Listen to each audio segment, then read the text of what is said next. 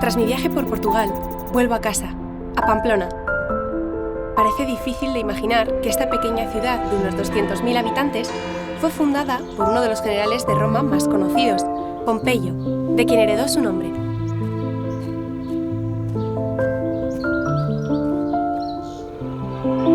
Mi primera parada es el Museo de Navarra, donde muchas de las piezas arqueológicas de los yacimientos de la comunidad foral van a parar. Aquí me espera Javier Andreu, catedrático de Historia Antigua y mi profesor de Mundo Clásico y Epigrafía en la Universidad de Navarra, que me ha prometido enseñarme unos miliarios muy especiales.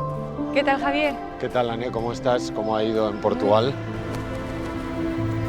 La verdad es que eres una afortunada, porque visitar Idaña con esos guías es un auténtico privilegio. Eso desde luego. Y la colección epigráfica es, yo creo que de las más impresionantes de Occidente. Estos 2 miliarios que ves en primer término proceden de Eslava, de Santa Cruz. Este en concreto, que es del emperador Maximino, en torno al 230 después de Cristo, es el que ha permitido que Santa Cruz de Eslava se conozca, porque da noticia de él Juan Castrillo, que es un sacerdote párroco de Sada, que publica esa primera noticia en el Boletín de la Comisión de Monumentos en 1917, y eso enciende, por así decirlo, la alarma, el aviso de que al haber aparecido un miliario cerca de un yacimiento arqueológico que más o menos se conocía, pues debe haber algo más que encontrar en esa ciudad romana. En el siglo III, en ese contexto de crisis imperial y de anarquía militar, con muchos usurpadores en distintas provincias, el miliario es casi un monumento honorífico, se convierte sencillamente en una manera de marcar que en la vía ha intervenido tal o cual emperador. No interesa más información que la propia titulatura imperial, en este caso prácticamente sin ninguna alusión a por dónde pasaba esa vía o hacia dónde se dirigía. De haberla incorporado, quizá hasta sabríamos el nombre antiguo de Santa Cruz, que se nos sigue resistiendo en la investigación. Pero si esta noticia, el miliario de Maximino, no se hubiera publicado, probablemente a lo mejor Santa Cruz seguiría siendo una ciudad sin excavar y prácticamente desconocida. A veces también la epigrafía ayuda, como sabes, a la investigación arqueológica, poniendo tras la pista a los investigadores de dónde hay que excavar. Es decir, que los yacimientos nos dan inscripciones, pero las inscripciones también nos dan yacimientos. Efectivamente, así es. Y así, como quienes hallaron estas señalizaciones, me dispongo a hacer el camino que separa Pamplona de Santa Cruz. Este yacimiento comenzó a excavarse en los años 90 y sus piezas nos hablan de un pasado romano monumental.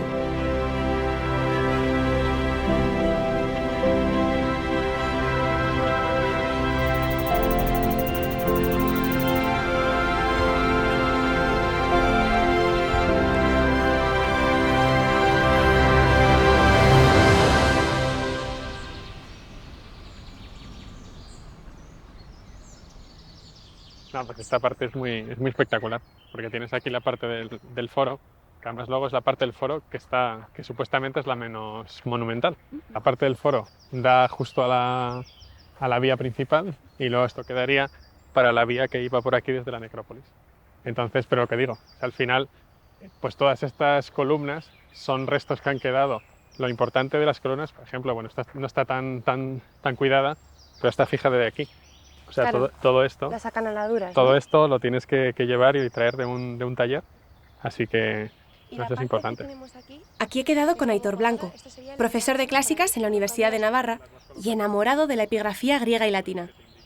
Él me va a explicar cómo las inscripciones llegaron hasta lugares como este y qué repercusión tuvieron en provincias como Hispania.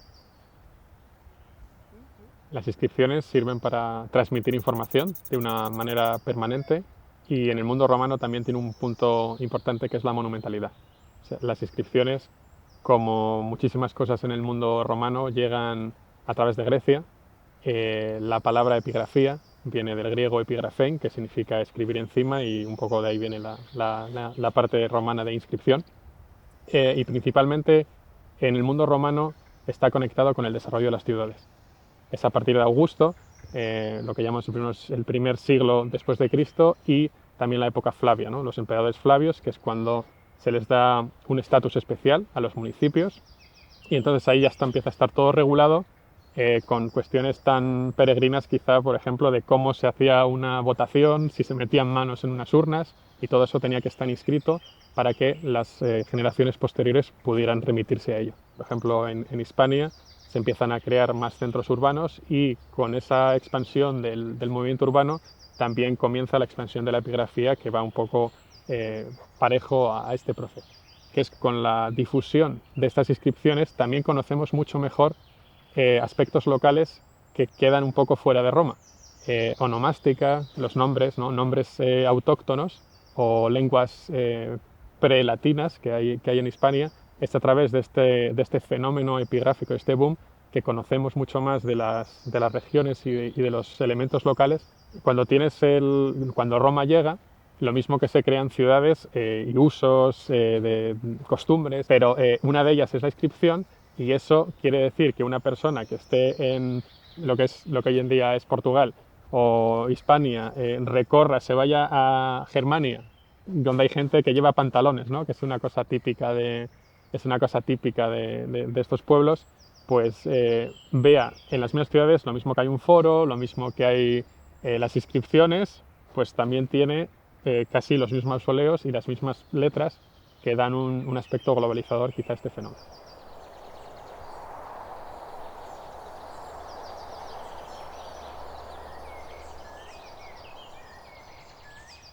Iker Ibero, a quien ya conocí en Iraña Bella, me acompaña hasta la necrópolis de Santa Cruz para contarme más acerca del videojuego que está elaborando, en el que este yacimiento es protagonista. Abrir una puerta, llevarnos al pasado. El videojuego consiste en una familia de canteros que bueno, les mandan diferentes misiones de hacer unas tallas, desde pues, que vaya un general y pida un monumento, ¿no? de una de sus últimas conquistas, a una lápida funeraria de un gladiador, por ejemplo. Es una de las misiones, de hecho. Entonces consiste en que el jugador tiene que hacer una serie de muy buenos trabajos para poder ir así progresando en lo que es su prestigio, y al conseguir cierto prestigio ya puede evolucionar a la siguiente ciudad con mejores materiales, mejores herramientas. Tenemos un amplio equipo, siempre, o sea, hay diferentes departamentos, el tema de diseño, que es el primer paso, sobre dibujo, diseñar los escenarios, tener toda esa información que nos dan, representarla en papel. Y a partir de ahí, de forma paralela, crear una historia atractiva que sirva para el videojuego, y luego ya la fase de reconstrucción. Un perfil de un técnico de reconstrucción 3D no es experto en arqueología, no es experto en historia, entonces sí que nos tenemos que servir de un equipo amplio de historiadores, de arqueólogos, visitar los yacimientos, hacer un estudio a fondo de lo que queremos luego reconstruir. Cerca del yacimiento, en el pueblo de Slava, está la exposición donde los hallazgos más característicos pueden verse junto con algunas recreaciones. Una nave discreta que guarda tesoros muy llamativos. En la exposición me encuentro con Nerea López. Terminó el grado en Historia hace un par de años y lleva trabajando como guía en Santa Cruz desde que estaba en la carrera. Es la persona perfecta para explicarme algo más sobre el yacimiento y, sobre todo, acerca de cómo comunicar esa historia. Efectivamente, aquí es donde se encuentran todas las piezas que se han ido encontrando estos años en el yacimiento. Y bueno, esa es la pieza culmen, ese togado de mármol de Carrara, que ya nos habla un poco del poder de la ciudad. Aquí hay elementos un poco de la vida cotidiana, pues cerámicas, fíbulas, y luego ya pues elementos arquitectónicos como estos capiteles corintios. ¿Todos ellos de la excavación? Todos de Santa Cruz. La primera pregunta que se hace todo el mundo cuando llega a Santa Cruz es ¿por qué aquí, no? O sea, ¿por qué en mitad de la nada hay una ciudad si parece que no está comunicada? Y yo les demuestro que bueno, Santa Cruz es una ciudad romana bastante importante y que estaba perfectamente comunicada con todas las vías del entorno, ¿no? En esa época. Las visitas guiadas las hago interactivas, entonces hago que la gente participe. Les propongo ser arqueólogos por un día y que se metan ellos en el papel y vean un poco esa visión arqueológica, entonces sean ellos mismos quienes a través de pues, la historia, por así decirlo, si se fijan en las piedras, pues, todas nos tienen algo que contar, entonces van a ir descubriendo poco a poco esa historia de Santa Cruz.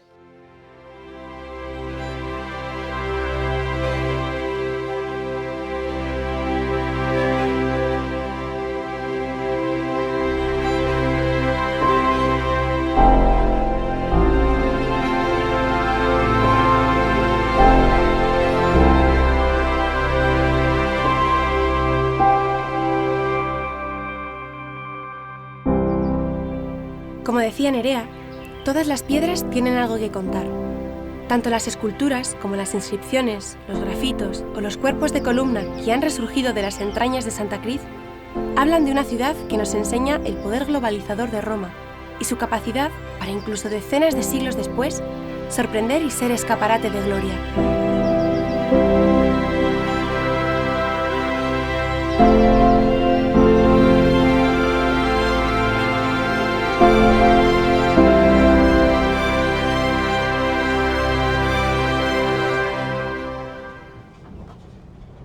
Entonces al mausoleo de los Atilios. Efectivamente, sí, podemos imaginar, aunque no coincide probablemente con este camino, que cerca de aquí pasaba la vía Casar Augusta Pompelo. El monumento estaba hecho para ser visto desde la vía y además es un monumento que está muy unido a la tradición en la investigación epigráfica en Hispania. El humanista Jerónimo Zurita en el siglo XVI dibuja el monumento.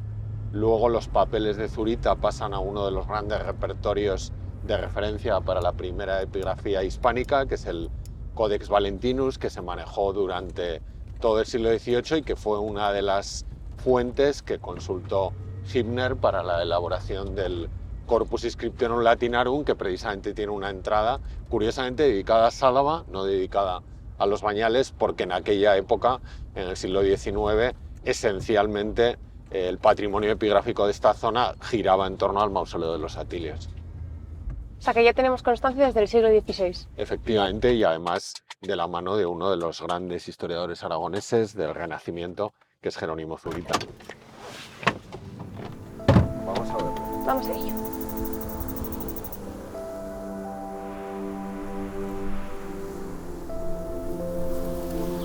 Bueno, ¿a dónde me estás trayendo?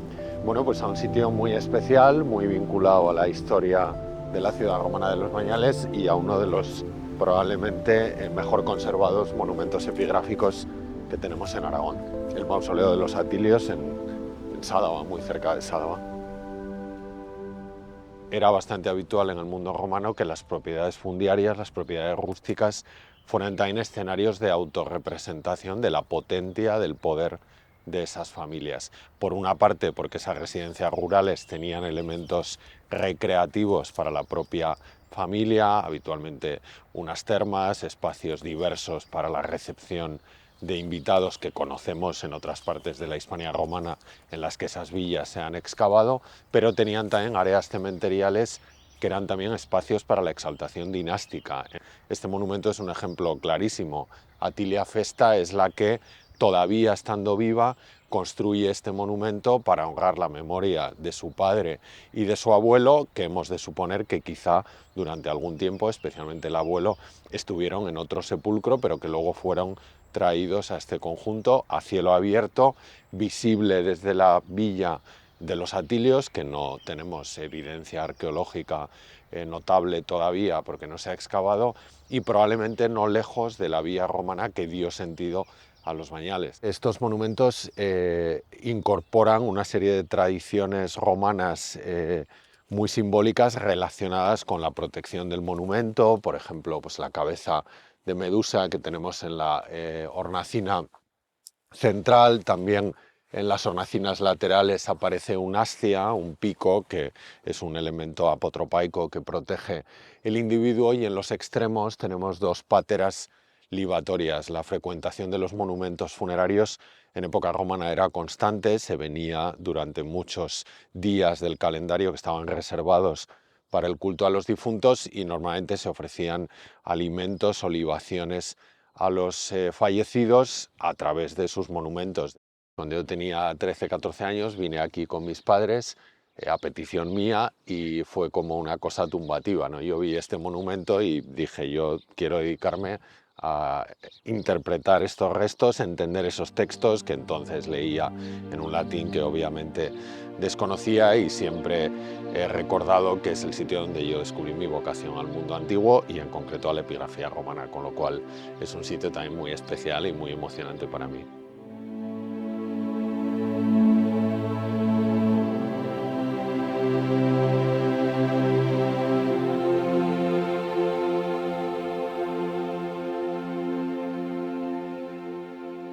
Antes de realizar la subida a los Bañales, en la llana, nos detenemos en el centro de interpretación del yacimiento. Este antiguo almacén de inscripciones todavía alberga algunos de los hallazgos epigráficos más destacados de la pasada década en Hispania. Sí, mira, este es muy especial. Solemos decir que es el monumento epigráfico altoimperial más antiguo probablemente que tenemos en el Valle del Ebro. Es una dedicatoria que probablemente hace la ciudad de Los Bañales, cuyo nombre no conocemos. Probablemente esto es un monumento concebido en 3 partes, y es la parte central la que llevaría el nombre. Este es solo un lateral de ese gran monumento, un pedestal ecuestre dedicado a Lucio César, hijo de Augusto. Y ese contexto nos lleva a fechar esta inscripción más o menos en torno al año 12, al año 8 a.C., teniendo en cuenta que el gran boom del hábito epigráfico se produce en ese momento. Este monumento demuestra que en Los Bañales hay una cultura epigráfica que cala muy rápidamente, quizá por la presencia del ejército, y que enseguida quiere celebrar acontecimientos importantes de la vida del recién fundado principado, como es la adopción de Cayo y Lucio. Y este segundo monumento, que fue el primero que apareció en aquel año 2015, en el que las excavaciones en la basílica nos ofrecieron este aluvión de hallazgos epigráficos, podemos fecharlo en el año 31-32 después de Cristo, entre junio del 31 y junio del 32. Eso ya es muy importante desde el punto de vista cronológico, porque una inscripción imperial datada no es fácil de encontrar, pero es que además nos puso tras la pista de un personaje, Quintus Sempronius Luci Filius Vitulus, del que en este monumento, como decía, fue el primero que apareció, se nos decía solo que fue de curio equitum, oficial de caballería. Cuando apareció la pieza a finales de mayo de 2015, estuvimos preguntándonos por qué Vítulo no decía de qué unidad de caballería formaba parte. Estuvimos durante varias semanas especulando si a lo mejor no lo decía porque era un personaje muy conocido, que seguramente lo era porque pertenecía a una importante familia de la ciudad, porque todo el mundo sabía en qué unidad militar había sido oficial de la caballería, o porque lo había sido en una unidad auxiliar de las legiones que construyeron la vía que dio sentido a los Bañales, la Cuarta Macedónica, la Sexta Victris y la Décima Gemina. Bueno, pues todas las posibilidades eran válidas, pero unos días después aparecieron otros 2 pedestales que formarían parte de un ciclo triple como el de Cayo y Lucio César, y en esos 2 pedestales Quinto Sempronio Vítulo nos contaba su carrera militar. Esto demuestra también cómo la epigrafía es una ciencia acumulativa en la que cada nuevo hallazgo permite entender, sea en la misma ciudad o en el mismo espacio como es el foro, o sea en foros de otras ciudades, permite entender hallazgos que a lo mejor de manera aislada percibimos totalmente descontextualizados. Los monumentos interactuaban entre sí y podían mandar un mensaje unitario en varios bloques, en varios pedestales ecuestres, como eran estos, y no en uno solo. Desde lo alto del cuello, los Bañales ya no se esconden. Lo que en el siglo I después de Cristo serían 20 hectáreas de ciudad, parecen pocas al mirar su extensión. Los pilares del acueducto se elevan hacia el cielo y acompañan el camino a casa, a la Domus, donde entras hasta la cocina de una historia en construcción.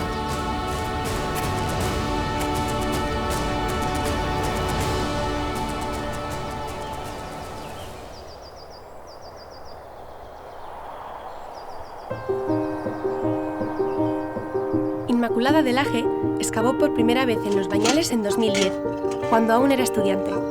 Hoy es arqueóloga en el yacimiento que la ha visto crecer y doctora en cerámica romana. Me pregunto qué clase de información se podrá extraer de un trozo de barro cocido.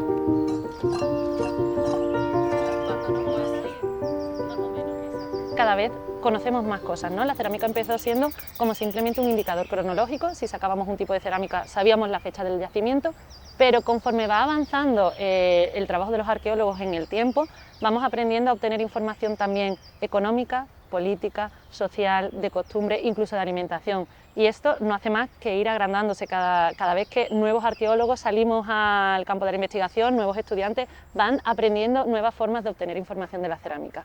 En mi opinión, lo más rico de la historia antigua es que tiene mucha capacidad de obtener información de diferentes formas.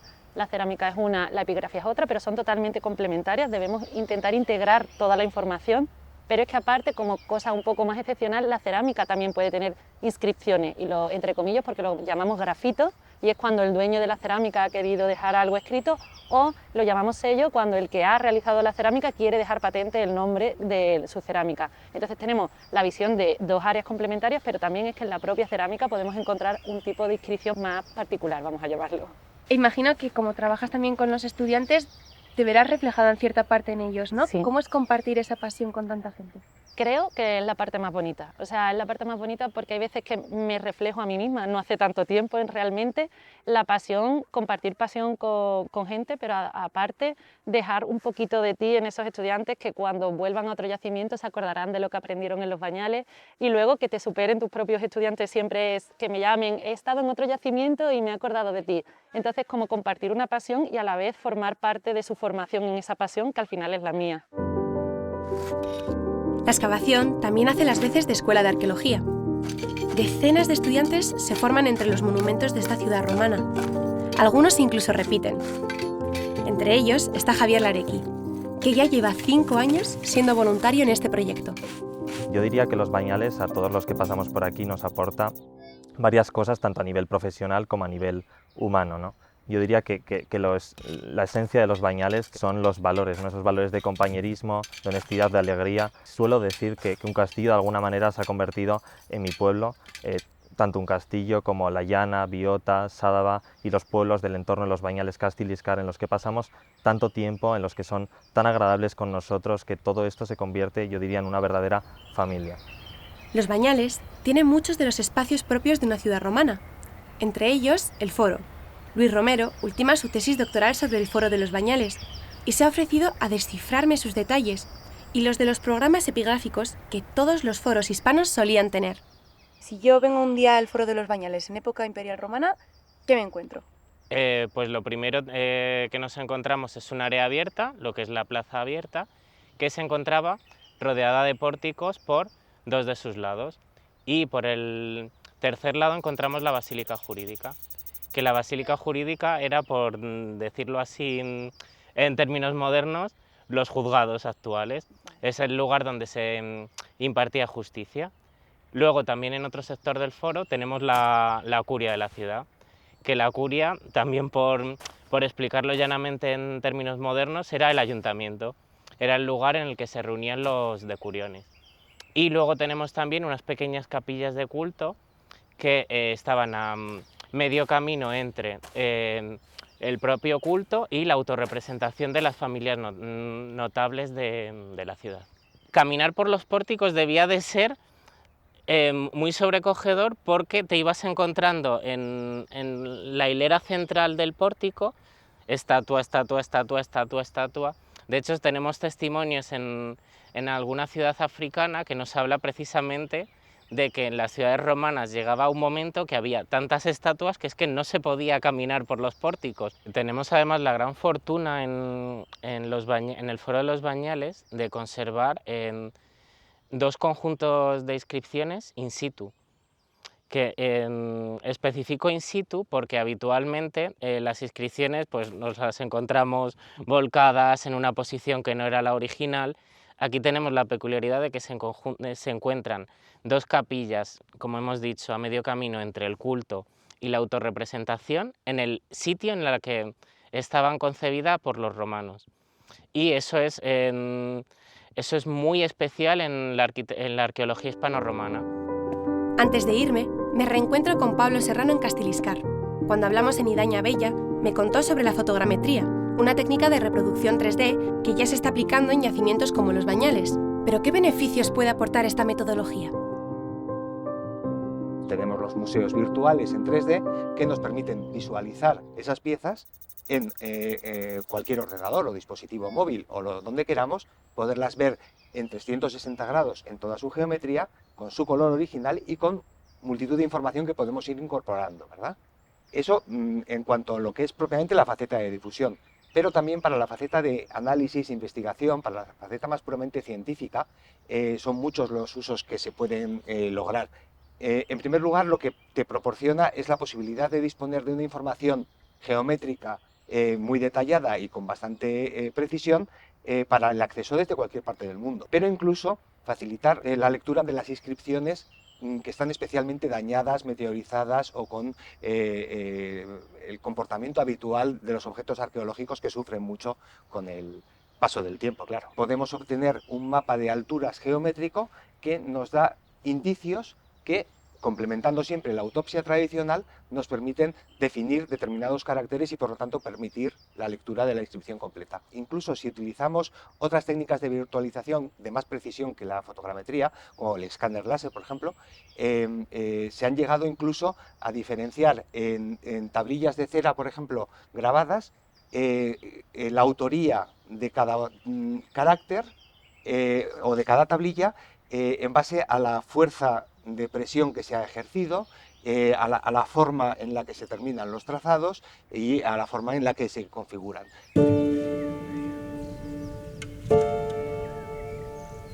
No hace falta irse lejos para descubrir los tesoros de la historia. Muchas veces están bajo nuestros pies, en los lugares por los que hemos paseado miles de veces. Gracias a Los Bañales y Santa Cruz, ahora sé que no solo se descubren inscripciones en los yacimientos, sino que a veces son las inscripciones quienes los descubren. Que allá por donde Roma pasaba, la escritura y la monumentalidad les acompañaban. Y que incluso, en las piezas más pequeñas y cotidianas, hay muchísimas historias que gracias a la aplicación de nuevas metodologías, al fin, pueden contarse.